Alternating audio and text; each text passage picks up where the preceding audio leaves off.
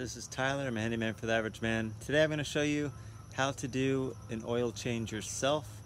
And I'm going to do this on my 2015 Chevy Cruze here. Everybody has to learn how to do their oil change for the first time, so I'm happy to share with you things I've learned on how to do an oil change. In today's video I'm going to be showing you 3 steps that you need in order to successfully change your oil. So first step is going to be to drain the oil out of the car. Second step is going to be to change your oil filter. And third step is refilling the oil. Alright, so I'm going to get started by showing y'all what exactly you need, what kind of supplies, materials you need to be able to successfully change your car's oil. Alright, so here you go. This is everything that you need. First thing that we have here is a ratchet set. That's to loosen up our drain pan screw so that we can drain the oil. We have our drain pan here for the oil. We have this funnel when we do need to fill up the oil. We have some wooden blocks here. That's going to go behind the tires just for extra security. Got some mechanic towels and paper towels to clean up any messes. We have some latex gloves here because oil is dangerous to your skin. We don't want that on our skin if we can prevent it. And then I have a flashlight. That's extra. That's just for me to be able to see and hopefully get some good footage. I have here a oil filter wrench that goes around the oil filter, helps us loosen that up. I have my oil here. This is going to be platinum full synthetic oil, as you can see. That's SAE 5W30. That's our viscosity or a thickness of the oil. Here our oil filter, and also I have ramps here. Now, a couple things here. The ramps, that's my preference. I prefer to do that because I feel like it gives me a little bit more clearance while I'm working underneath the car, and also a peace of mind. If I had used jacks, there's always a chance that the jacks could come out or break or something to that effect. So I just feel a little bit more secure with that, a little bit more convenient. But you can absolutely use jacks. If you do use jacks, I always recommend using maybe a couple jacks and also a jack stand, just as a backup, just in case. As far as the oil goes, I'm choosing to do synthetic. Synthetic is ultimately better for your engine. It will allow your car to last longer, and it's worth the extra money in my opinion. You want to follow your car's manual to know which kind of viscosity to use, as well as looking into what your car specifically requires as far as the oil filter goes. Okay, so that's pretty much it. I'm going to go ahead and get to it. So the first step is going ahead and get the car in position where it's on a flat surface. You want to make sure it's completely flat. I have a hill there, but up at the top here it is flat. I'm going to go ahead and move the car forward to get the ramps in position. Alright, so I have pulled up the car and I've simply placed each of the ramps right up to the tire and directly centered. Okay, so now let's go ahead and pull the car up. Now that I have the car up on the ramp, I want to make sure I'm in park and go ahead and get the emergency brake up. And just for safe measure, we're going to go ahead and put a board that I have behind the tires. This is a little overkill, but you can't go overkill with safety. So just want to make sure that's all in place. We got the emergency brake up, we got the car in park, we got the tire blocks, and now we're just going to give the car some good shakes. Make sure that it doesn't move and it feels sturdy. Okay, everything looks good. Alright, once you feel that the car is secure, safe to go under. I want to show you guys why I like these ramps. You can see there's a lot of clearance, a lot of space to work under. So now let's get to it. Before we take out our oil drain bolt, just going to go ahead and show you a little tip. Just go ahead and pull up the oil gauge a little bit, and that way we let air in and the oil will be able to flow out much smoother. Okay, so this quick clip is going to be specifically on a Chevy Cruze. This one is a LT, where to find the drain pan. So once you look under the hood, you see this pipe here that runs this way. Directly to the left, underneath the passenger seat, there's going to be a bolt. That is where our drain pan is, right here. That is our drain pan bolt. So now I'm going to go show you underneath what you look for to find it. Alright, so once you're underneath, you see my legs. Alright, so once you're underneath, what you're looking for is a pan. Typically a black colored pan with a screw or a little bolt on the bottom. I see one there, but this is actually too long to be a oil drain pan. Come over here. This looks like this looks like a black pan, and there is a bolt from it. So this is in fact our oil drain pan here, and so we're gonna go ahead and get our pan. We're gonna go ahead and get our oil pan here set up directly underneath. Okay,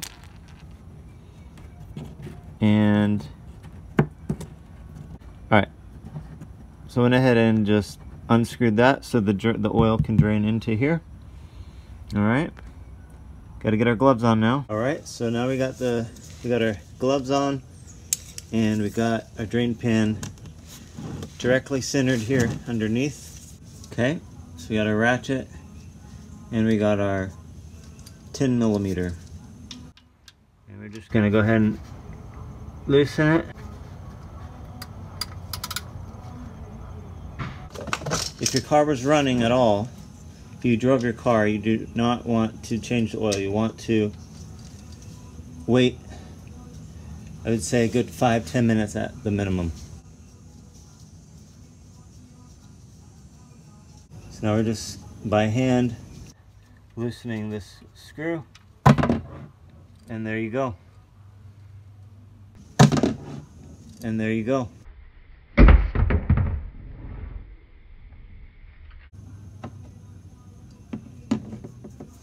Okay.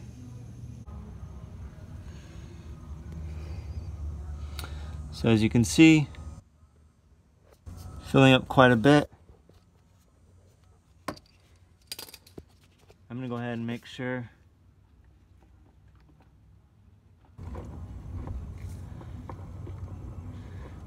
that this is draining like it should. Okay. And as you can see, it's definitely draining, and it's almost done. So we're just gonna let it sit and get all of that out. Alright, so while the oil is draining below into the oil drain pan, we need to find our oil filter. Okay, some cars it is below, which it just looks like a metal cylinder that you need to rotate, and actually that's what this is. This is an oil filter wrench. So I actually don't need this for my car, but other cars you very well could use one. So this one here, Chevy Cruze, and other cars as well, the oil filter is going to be up top, and so it's actually right here, this cylinder here. It's right there, and there's a screw there we gotta undo. So I'm gonna go ahead and get some towels underneath here, because this will be a little bit messy. So that's pretty good. Alright, so on the Chevy Cruze LT, and honestly most of the Chevy Cruzes, There is your oil filter right there. Look for a little cylinder, but the common thing is, regardless of the car, regardless of whether it's above or below, you got to look for that metal cylinder. So I actually had to upgrade my socket to a 5/16, and almost had to go for the full inch, but I didn't. So now we're just going to loosen up this cap here.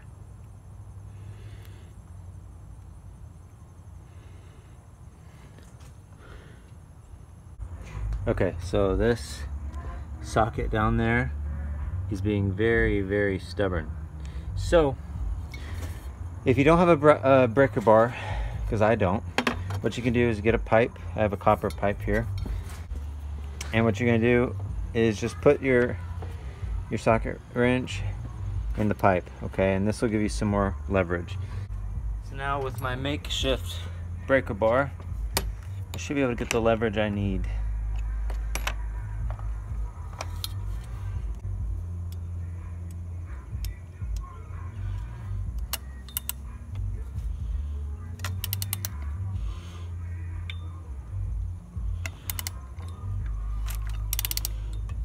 So as I undo this bolt, this very large nut that's basically fixed on top of the cap,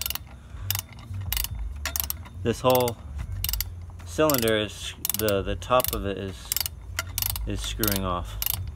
So let's see. Should be able to now do it by hand. Okay. And there's gonna be a lot of oil that comes out with this, so just gotta be prepared for that.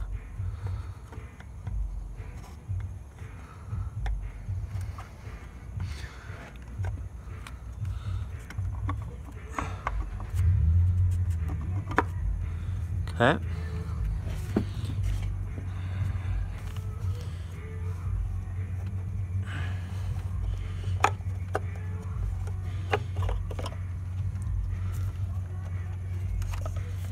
Okay. So, as predicted, it's pretty oily, to be expected, okay? Now, I want to show you, after I did that, more oil is being released, okay? So you want to keep that there while you take this off. Alright, so let's open up our new box. This is one that was kind of on the higher end. It says maximum engine protection. It says here up to 15,000 miles. That's pretty good. So looks like I got the Boss. This one's the best, so for this brand. So we take this out. So you get the new filter out, and they always give you a new O-ring, okay? Okay, so that really just pulls off. That's all it is to it. It's just pull it off, and you can certainly get one of these towels and kind of wipe off the inside of it, because it's pretty gross. But we want to go ahead and take off this O-ring. So you got this O-ring. They give you a new O-ring. It's not that this O-ring is bad, it's not, but you might as well just throw it away. So basically we're just gonna lube up this oil ring, this O-ring, okay? Not a big deal, okay? And then we can put it back over the thread until we get it in this place. Okay, and now, just for good measure, just put a little more oil right here. Really not necessary.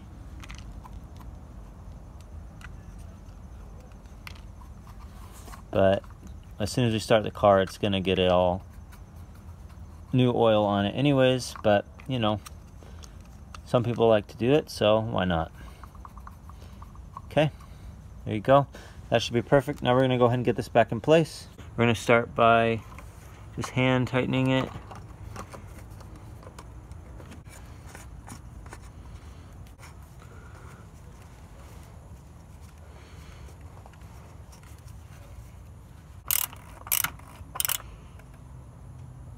Okay, don't want it too tight, but nice and snug. Alright, so back down below,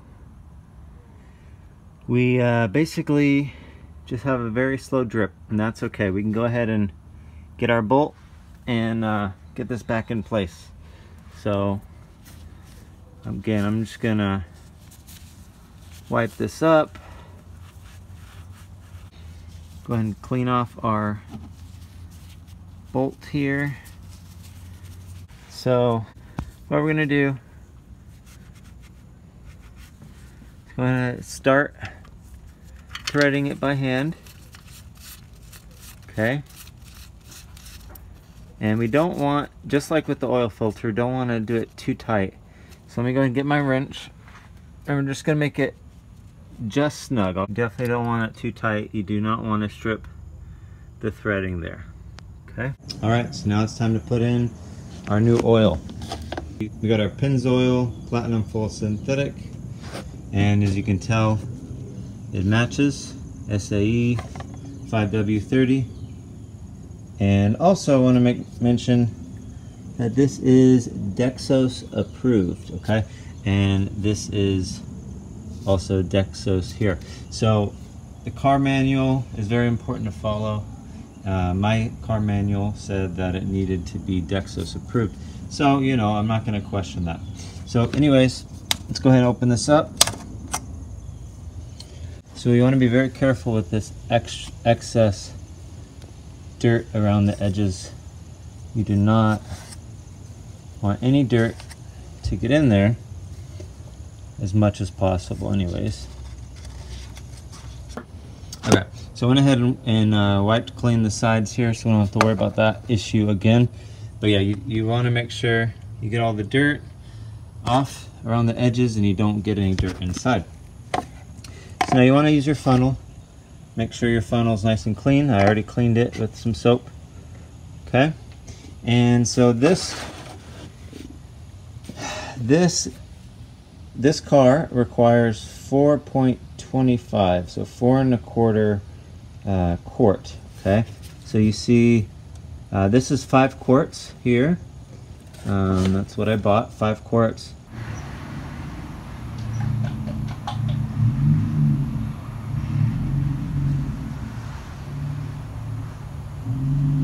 And if you hold it sideways, it tends to come out a lot smoother.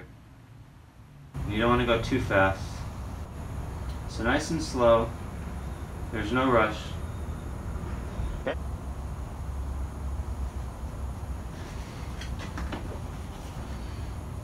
Alright, now we're just going to give it a minute to settle and let the funnel get all the oil in. Let's go ahead and get our clean cap back on that we've already made sure there's no grime and dirt on it. And it just clicks in place. Now we're going to check our dipstick. So you always want to go ahead and wipe it off real good the first time, because when you're filling up the oil, chances are it's not an accurate reading, but also this is the old oil too. We're going to go ahead and check the oil, and I'll show you how to read this.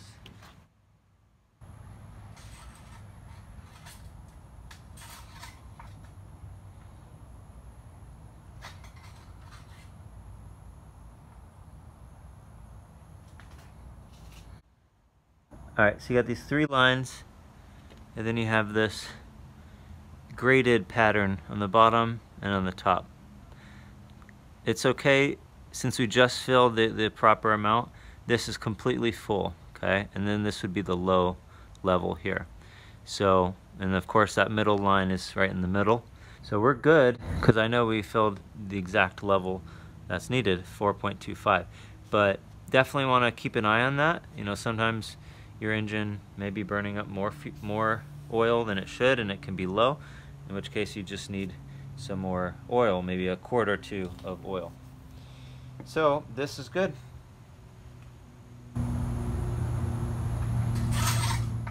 Please remember to be environmentally responsible by properly disposing of your old motor oil. Most mechanics will accept and dispose of your oil, when you simply put the used oil in plastic containers such as a used gallon milk jug. We all can do our part to maintain a healthy earth. Alright, so that is it. That is a completed oil change DIY. Easily 50 bucks at Walmart. They charge 50 bucks for a full synthetic. Other places go even more expensive, $75, $80 even.